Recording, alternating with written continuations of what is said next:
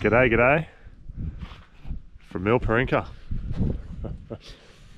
we got out of Mutawintji with about 2 minutes to spare, back on the bitumen, and she pissed down. So had spotted showers all the way up here, and picked a nice little camp spot. And yeah, that wasn't there yesterday, and had a bit of fun in the mud. Doesn't look that bad, but everybody knows the clay out here is just slippery as, no traction. But yeah, got a nice little spot down here. But she pretty much pissed rain from about 3 or 4 o'clock yesterday afternoon till about 3 or 4 o'clock in the morning. So that's put a bit of spanner in the works with us getting back to Cameron Corner on Saturday, because I reckon all the roads are closed. So anyway, what do you reckon, Dale? I think it might be a few days. Might be a few days. So I've booked in here for 2 nights. So today we're going to get around on foot, because you don't want to cut the shit out of all the roads and all the tracks and that. So we're going to get around on foot and go have a look at the town. It's an old historic town. We had dinner at the pub last night. It was bloody good feed, massive feed, bloody rump steak about the size of your plate. And yeah, was serenaded to sleep by the pitter patter of the rain pretty much all night on the rooftop tent.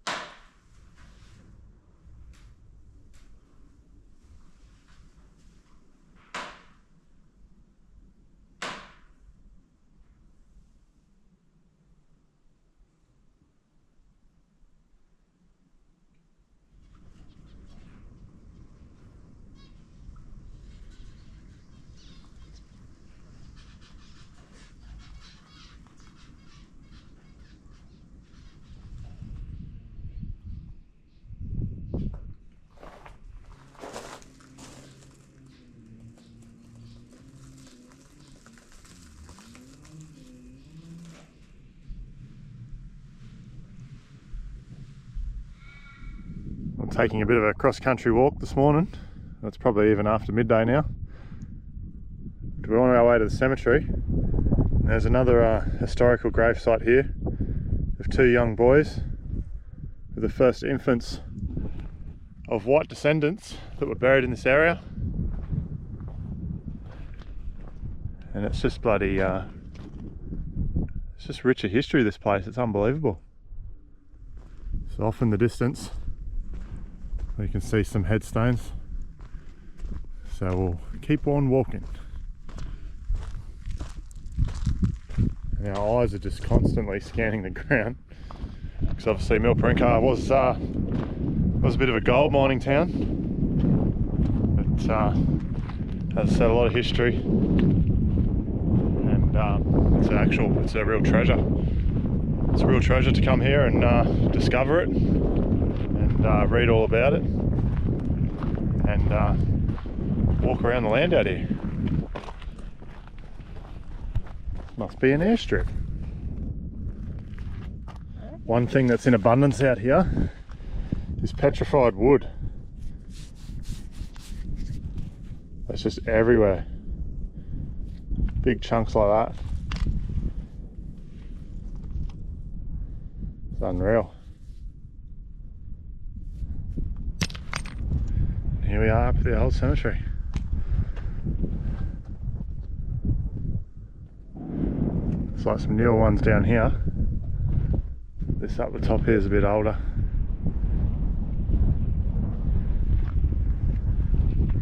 There's apparently a few graves around here that are unidentified. There's one here that's fallen over. There's a couple actually. Town dogs followed us for a walk. Where is it? Where is it?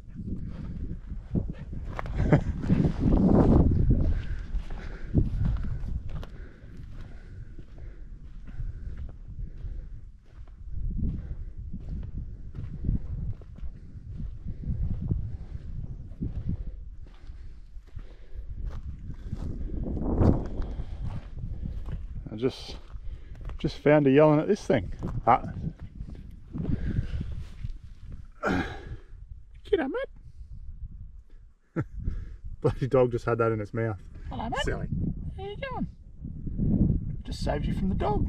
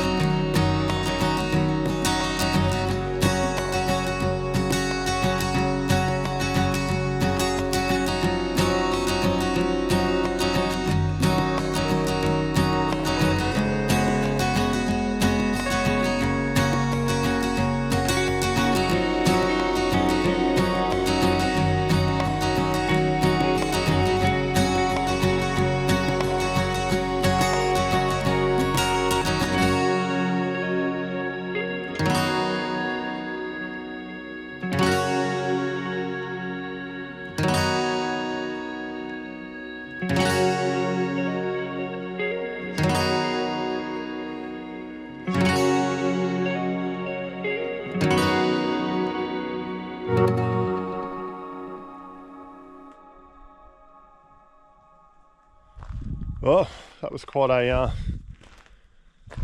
great day wandering around the scrub out here, having a look around, different things, learning about the place. It's bloody unreal. We're pretty lucky to be here. Just like, well, obviously after the rain, but there's just nobody else in town. It's a bit of a ghost town. We're the only people at the caravan park. The pub's not busy whatsoever. But yeah, just us and the caretakers, and luckily John, who's volunteering at the Tourist Information Centre there, he's a wealth of knowledge about the area. He's very, well, I guess you'd say passionate about Aussie history, and in particular has a lot of time for Charles Sturt. So yeah, we've picked his brains, and he's told us a few things, and basically yeah, he's a bit of a treasure to the area with his knowledge. But anyway, out here's the waterhole, and we're just a bit unsure whether, you know, obviously I'll just go get over that fence, but we're just a bit unsure why it's fenced off. So we just asked John what the go is, and he's just basically said, no, go in there. So the fence only goes up the end here, and we can go down inside there and walk along the waterhole, and he reckons we'll find some remnants of the old mining days. So there might be a few old cars, a few old camps and stuff that seems to have survived being washed away at this point anyway. And so yeah, we've earmarked that for tomorrow morning. And he told us to just keep walking all the way along there, all up this gully, and you'll see some stuff. So we'll do that tomorrow. But yeah, the Cameron corner had 22 mil overnight. So Tibooburra the same, and I'm guessing here was about the same as well. So all roads are closed except for the Silver City Highway. So that's all right. We probably won't be going back tomorrow. It'll probably be Sunday at the absolute earliest, but I reckon Monday is when they'll reopen it. So we may stay here for another day.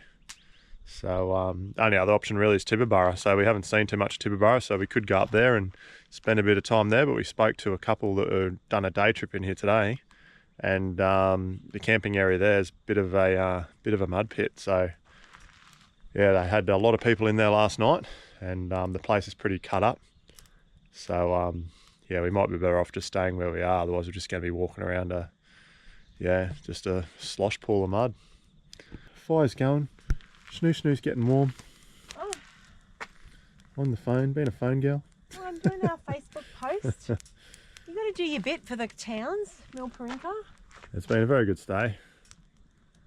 And yeah, as I said, a lot of history. So yeah, it's unreal that these little towns, they survive, and there's just relics all out the scrub. So get your walking shoes on, because you weren't driving anywhere around town today. That was pretty abundantly clear. But yeah, just beautiful. But now it's bloody cold as well. So we'll see the single digits back in, and yeah, we'll see what tomorrow brings. But we're just going to relax around the fire. They do have firewood here, $20 a bag, and it's a bloody decent bag as well. So that was handy, because there's, as you can see out in the scrub, well, probably not from this angle, but there's not many trees to speak of. There is obviously down by the waterhole, but this place does get busy, so I guess if people collect, then yeah, there'll be none left. So anyway, we're just going to settle in to an absolutely beautiful evening before we head on back.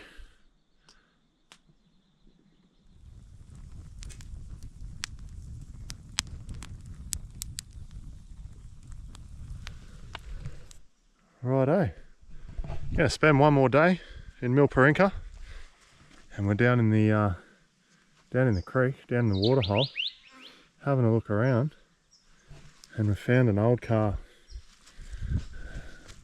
It's pretty buried, but yeah, it's here somewhere. Unreal. Steering wheel's buried in the mud. There it is there. Oh, there's a couple of cars, I think, maybe. Oh, I'm thinking. the door there. There's a nice bit of chrome just at your feet there, though. Yeah, yeah.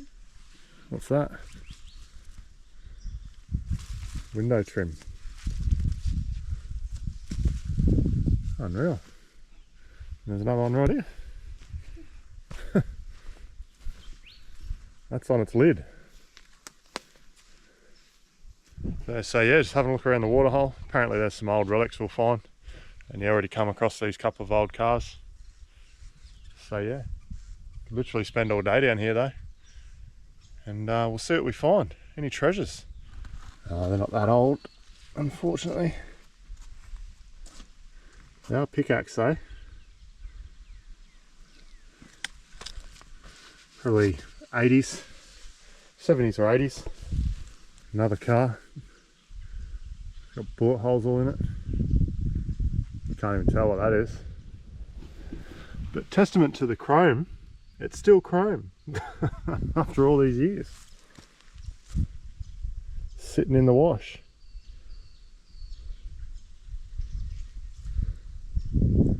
Anyway, we'll keep looking around. And just found an old Bundaberg rum bottle. Not sure exactly how old. That'll be interesting to find out. Oh. Been walking the wash now for an hour or two. Probably closer to 2. Here's another old car. Absolutely buried. It's fancy. Look at the front of the bonnet. Yeah. Had a soft top. And another car. It's a bit more square shaped, this one. It's like an old Land Rover or something.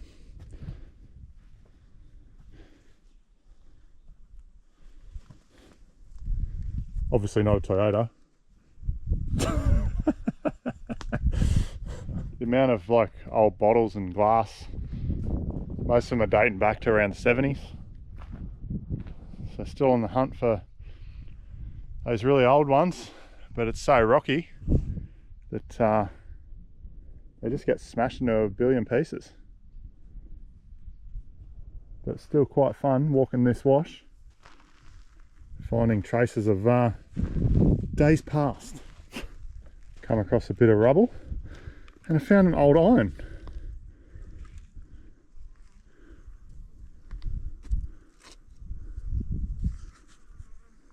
It's pretty cool. What are these for, though? No idea. Well, finally found something worth picking up out of the ground. Can't quite read it. I thought it was the Milparinka bottle. Whatever it is, it's still got stuff in it and half the cork's still in it. So that's quite old. So that's brilliant. I'll take that back and have a look. Michelle's cracked it, she's gone back. She's had enough of the floors and it's quite thirsty. An old Carlton draft can right beside it.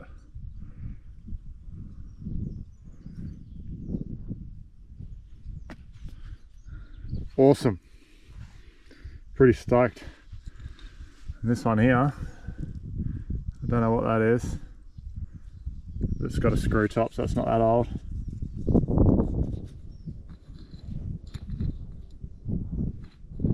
No idea.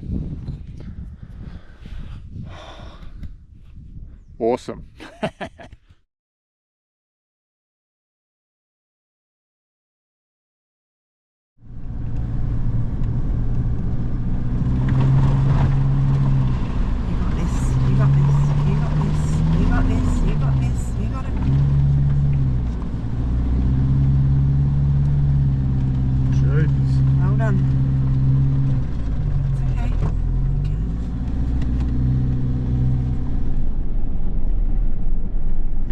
Back to the corner.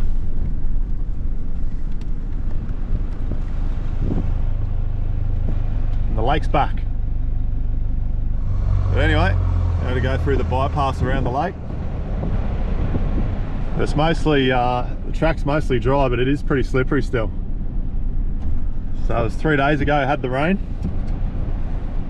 And obviously still remnants of it are plenty. And we're back. Trust levels of this this new Luxie's gone up a bit.